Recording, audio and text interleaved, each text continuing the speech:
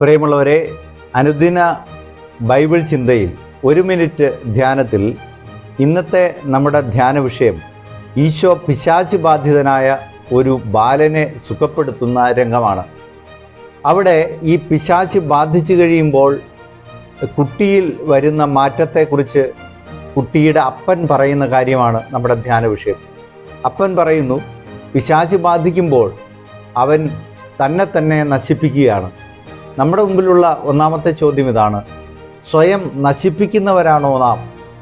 അമിതമായ മദ്യപാനത്താൽ, പുകവലിയാൽ, അമിതമായ മൊബൈൽ ഉപയോഗത്താൽ നമ്മുടെ സാധ്യതകളെ, നമ്മുടെ കഴിവുകളെ നശിപ്പിച്ച് നമ്മിലേക്ക് തന്നെ ചുരുങ്ങുന്നവരാണോ നാം?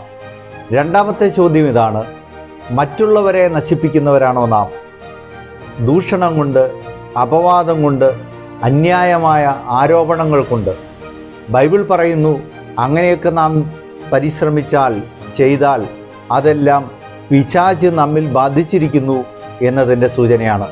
ഈ നോമ്പുകാലത്ത് നമ്മുടെ മനോഭാവങ്ങളിൽ മാറ്റമുണ്ടാക്കാൻ ഈ ബൈബിൾ ഭാഗം സഹായിക്കട്ടെ.